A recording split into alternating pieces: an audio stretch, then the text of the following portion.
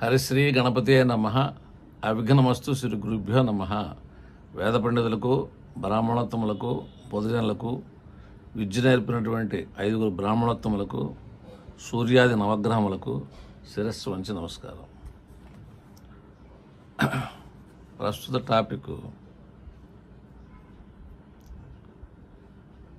నేను చెప్పినటువంటి వాటిల్లో ఒక ఘటన 2008లో జరిగినటువంటి ఒక ఘటన చెప్తున్నా. కొన్ని వేల దృష్టాంతరాలు. అందువల్ల అసలు పాపగ్రహాలు మనకు రన్ అయ్యేటప్పుడు ఎట్లా ఉంటుంది అనే దానిలో ఒక అవగాహన కోసం చెప్తున్నాను.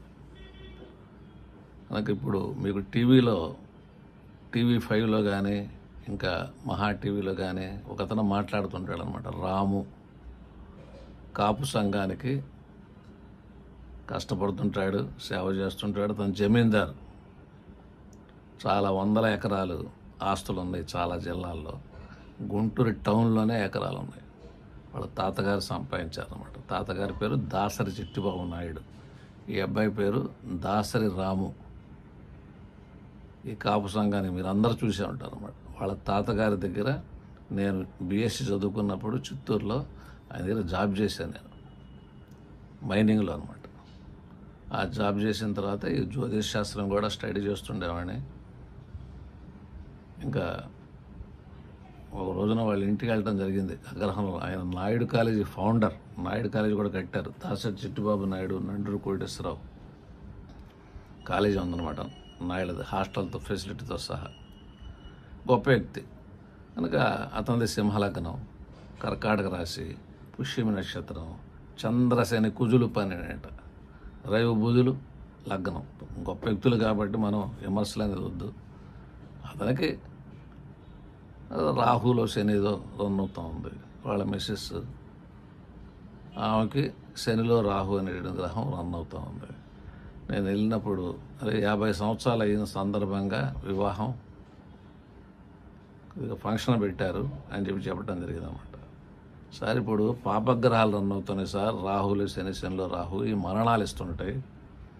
అందువల్ల ఇప్పుడు మనం ముహూర్తాలు పెట్టకూడదు సార్, ఫంక్షన్స్ చేయకూడదు, శుభకార్యాలు అవి వెళ్ళిపోయిన తర్వాత పెట్టుకోవాలంటే నా చేతుల్లో ఏం లేదురా. మన వాళ్ళందరూ కూడా కొద్దిగా ఫిక్స్ అయిపోయారు. ఆరగ్రహాలు అన్నమాట గుంటూరులో. అక్కడ ఆంజనేయ స్వామి కళ్యాణపురంలో ఫంక్షన్ పెట్టారు అన్నమాట. పెడితే నా ధర్మం నేను చెప్పా, ఇది జాగ్రత్తగా ఉన్నాడు సార్ అని నేను చెప్పాను. వచ్చిన తర్వాత ఆ ఫంక్షన్ రోజున 2008లో జరిగింది. ఆ ఫంక్షన్ రోజున 10ంటికి నా ఫోన్ వచ్చింది. అరే భలే చెప్పేవారు, నువ్వు చెప్పినట్టు జరిగింది, మా మిస్సెస్ చనిపోయింది, ఇప్పుడు నన్ను ఏం చేయమంటావు అని చెప్పన్నారు. ఎట్లా ఉన్నాయి సార్ వంటల కార్యక్రమాలు అన్నీ రెడీ అయినంటే మొత్తం రెడీ అయిపోతుండ్రా అని చెప్పాను అనమాట. ఎవరు చెప్పబాకండి సార్, మీరు 3 గంటలకి 2:30కి అనౌన్స్మెంట్ చేయండి, అప్పుడు దాకా అసలు ఇంట్లో కూడా ఏమైనా రానివ్వకండి, ఆ బాడీని కూడా ఎవరు చూపించడం బాగండి, తెలియని బాగండి అని చెప్తే, అప్పుడు ఎందుకంటే పెద్ద కార్యక్రమం జరుగుతుంది, కొన్ని వేల మందికి అక్కడ భోజనాలు జరుగుతూ ఉన్నాయి కనుక అక్కడ కార్యక్రమం జరిగిపోయింది. ఇంకా తర్వాత వీళ్ళు 3ంటికి అనౌన్స్మెంట్ చేశారు. ఇక తర్వాత ఇది ఎందుకు చెప్తున్నానంటే, ఇటువంటి కొన్ని వేల దృష్టాంతరాలు ఒకటి కాదు. జ్యోతిష్యం మీద నమ్మకం కలగాలంటే అమ్మాయి పుడుతుందని చెప్పా, అబ్బాయి పుట్టింది. ఆ రోజున ఉమామేశ్వర చచ్చిపోయినట్టు ఫీల్ అవుతా. అంటే అంత ఆత్మాభిమానం ఎక్కువ, సెన్సిటివ్నెస్ అనేది బాగా ఎక్కువగా ఉందన్నమాట. నిరంతరం తపన పడితేనే ఈ జ్యోతిషం అనేది వస్తుందన్నమాట. నిరంతరం ప్రతిరోజు కలవరించాలన్నమాట జ్యోతిషాన్ని. కనుక ఏ పని చేసినా అది భార్య, పిల్లలు, ప్రాణం, ఊపిరి కంటే జ్యోతిషమే ముఖ్యం. నేను ఇప్పుడు చనిపోబోతున్నాను, ఒక వ్యక్తి జ్యోతిషానికి వచ్చాడు, అతని జ్యోతిషం చెప్పేదాకా నా ప్రాణం పోదు. ఎందుకు అలా చెప్తున్నాను బలంగా, అది ప్యాషన్, అది బాగా ఇష్టం అనమాట, ఇంకా ఆటోమేటిక్గా పోదు. కనుక నేను జ్యోతిషం చెప్తున్నాను, అదే ఆకలి అవ్వదు, ఎంతసేపు అయినా చెప్తా. అందువల్ల ఫస్ట్ మీరు కూడా తెలుసుకోండి, మీరు కూడా నేర్చుకోండి, మీరు కూడా ఇంప్లిమెంట్ చేసుకోండి, తపన పడండి. జ్యోతిషం బాగా చెప్పాలని చెప్పి తపన పడండి. మీ గ్రహస్థితులు ఏమైతే ఉన్నాయో అవి ఒకటే సూత్రం. నా జాతలో నవ్వు లేదు, నేను నవ్వేవాడితో ఫ్రెండ్షిప్ చేశా, నేను నవ్వుతానికి ఒక అవకాశం ఉందన్నమాట. ములుగు రామలింగేశ్వర ప్రసాద్ అని చెప్పని ఆయన నా దగ్గరికి 1986లో జ్యోతిషానికి వచ్చారన్నమాట. అప్పుడు నవభారత్ హోటల్ అని చెప్పని నాకు ఒక హోటల్ ఉండేది అన్నమాట.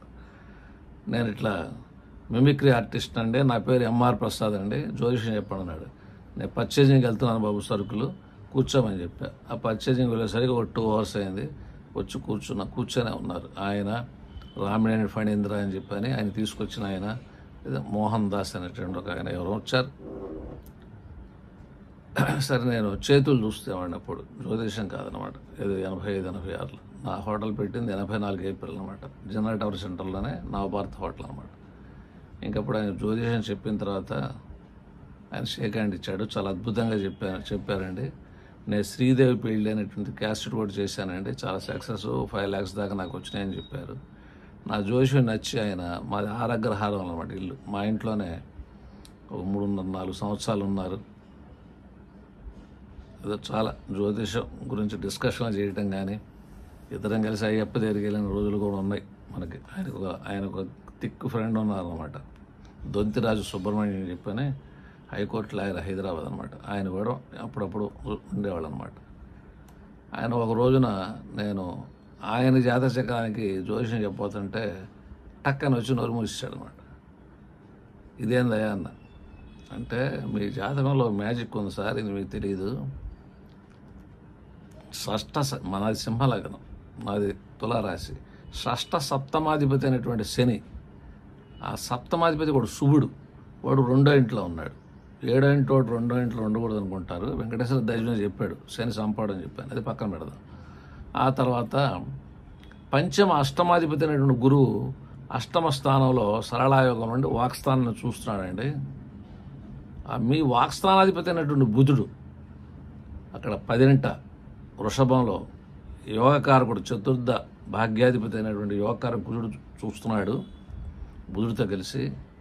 ఈ చంద్రలగ్నాత్ వాక్స్థానాన్ని కూడా ఆ గురువు చూస్తున్నాడండి, వృచ్చికాన్ని.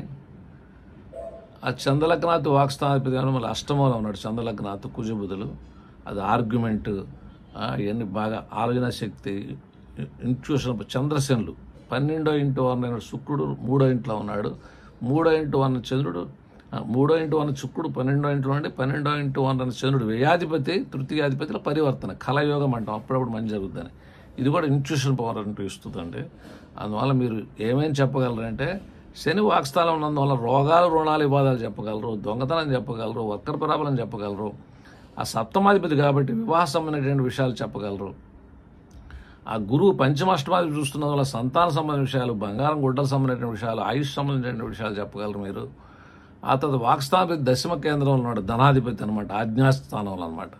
అందువల్ల ఫైనాన్షియల్ మ్యాటర్స్, కుటుంబం, బంధువుల సంబంధంగా, దేవాలయాల సంబంధంగా, ఆహార సంబంధంగా మీరు చెప్పగలరు. తర్కగ్రహమైన కుజుడితో కలిసినందు వలన కొద్దిగా ఆర్గ్యుమెంట్ బాగా చేయగలరు. మిమ్మల్ని అంత తేలిగ్గా ఎవరు గెలవలేరండి, 10వ కుజుడు ఉన్నాడు కాబట్టి. ఆ కుజుడు గృహాలు, భూములు, వాహనాలు, హ్యాపీనెస్, విద్య, ఎలక్ట్రికల్ ఎక్విప్మెంట్ సంబంధించి కూడా చెప్పగలరండి. భాగ్యాధిపతి అండి, భాగ్యాధిపతి కూడా కలిశాడు, ధనాధిపతి.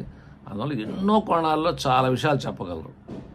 నేను ఎందుకు ఆపానండి మిమ్మల్ని, మీరు తిరిగి చెప్పిన జ్యోతిషం మీకేం రాదనుకుందాం, తెలియక చెప్పినా జరుగుద్దండి ఈ గ్రహస్థితి వలన అని చెప్పని. అంటే మనం స్టడీ చేస్తుండగా ఆయనకి కూడా ఎందుకంటే ఒక్కొక్కరి దగ్గర ఒక ఎక్స్పర్టిజం అనేటువంటి ఉంటుంది. మొట్టమొదటి నేను చేతులు చూసేవాడిని, ఆ తర్వాత వాస్తు నేర్చుకున్నా, ఆ తర్వాత ఈ జ్యోతిష్ శాస్త్రంలోకి వచ్చా. అందువల్ల ఒక్కొక్కటి అనమాట. అందువల్ల ఇవాళ ములుగు లేడు కనుక నాకంటే 7 ఏళ్ళు చిన్న, నేను పుట్టింది 51 కనుక ఆయన వచ్చేసరికి నాతో చెప్పారు, బాగా డబ్బు సంపాదించాలని చెప్పారు. చాలా కోట్లు సంపాదించారు, ఇంకేదో అష్టమూలిక తైలం అనేవి చేశారు. నేను నమ్మిన ధర్మం ఏంటంటే, మన దగ్గర జ్యోతిషానికి వచ్చిన వాళ్ళకి పూర్తి న్యాయం చేయాలి. ఇక్కడ పూజలు చేసుకోవాలంటే మీరు చేసుకోండి అయ్యా, అది చేసేటువంటి వాళ్ళు మనశ్శాంతి చేయాలి కదా, వాళ్ళకి రకరకాల ఒత్తిళ్ళు ఉంటాయి.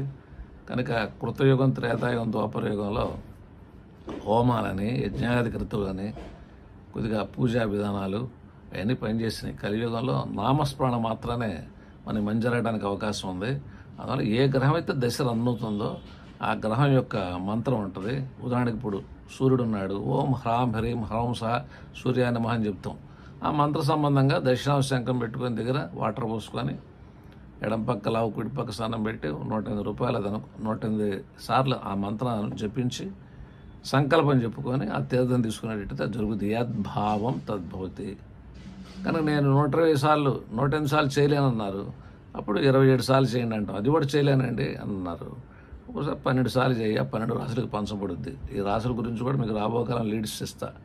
అలా 9 గ్రహాలు 9 సార్లు అన్న చేయ అని చెప్పి చెప్తాను అనమాట. కనుక 9 మంత్రాలు నేను చేస్తానండి. దశ ఉంటుంది కదా, అంతర్దశ ఉంటుంది కదా, విదశ ఉంటుంది కదా, సూక్ష్మదశ ఉంటుంది కదా. దశానాథుడితో ఎందుకు చేయాలంటే జ్యోతిష్ శాస్త్రంలో దశానాథుడు చేయమని చెప్పారు. అంతర్దశ అనేది కూడా చేస్తే చేయొచ్చు అనమాట. అట్లా కనుక చంద్రలగ్నాత్ యోగకారకులు ఉంటారు, లగ్నాత్ యోగకారకులు ఉంటారు. కనుక మనకు ఆ దశ సంబంధంగా ఏవైతే చేసేటట్టయితే మెయిన్ దశ ఇప్పుడు బ్రహ్మాండంగా ఉన్నాయి. ఒక 5 గ్రహాలు శ్రీరామచంద్ర ఉన్నాడు, 5 గ్రహాలు ఉచ్చబడినాయి, యోగాలు ఉన్నాయి. కానీ కర్కాటక లగ్నంగా జీవితకాలం మనశ్శాంతి లేదు. ఈ కర్కాటక సింహ లగ్నానికి వివాహ విషయాల్లో కాంప్లికేషన్స్, ఆ రావణాసురుడు ఎత్తుకెళ్ళిపోవడం ఏంటి, ఆయన యుద్ధాలు చేయటం ఏంటి, అరణ్యంలో తిరగటం ఏంటి, ఆ వారధ కట్టడం ఏంటి, ఎన్ని ప్రాబ్లమ్స్ ఫేస్ చేశారు. కనుక అక్కడ మరి రాజు కదా, ఆయన మంచి ఆయన కదా, పరిపాలన బ్రహ్మాండం చేశారు కదా. ఈ జన్మకరం ఫలాల్లో మంచి చేసుకుంటూ ఆయన ద్వారా జరగాల్సినటువంటి భగవంతుని నిర్ణయం ప్రకారంగా ఎవరెవరి చేత ఏమేమి జరగాలి జరుగుతూ ఉంటాయి. దాని ప్రకారం వెళ్తూ ఉంటాయి అన్నమాట. అది అందువల్ల ఈ ప్రపంచంలో ఒకళ్ళ మించిన ఒకళ్ళు ఉన్నారు, మేధావులు అనేటటువంటి వాళ్ళు ఉన్నారు, జ్యోతిషాన్ని నిరూపించినటువంటి వాళ్ళు ఉన్నారు, జ్యోతిషం రాకుండానే వాళ్ళ వాక్శుద్ధితో ఎన్నో విషయాలు చెప్పినటువంటి వాళ్ళు ఉన్నారు మన పూర్వీకులు. నమ్మడం మనం చేయగలిగింది ఏం లేదు. నమ్మిన వాళ్ళకి నమ్మినంత, చేసుకున్న వాళ్ళకి చేసుకున్నంత అని చెప్పారు. కాబట్టి ఈ యొక్క శాస్త్రాన్ని అనుసరించి ఆ మంత్రోపాసన చేసి ఆ సత్సంకల్పాలు చెప్పుకొని ఆ తీర్థం తీసుకొని ఆ భావాల యొక్క లాభం పొందుతారని మనస్ఫూర్తిగా కోరుకుంటున్నాను. మంగళం మహత్ శుభం భూయాత్.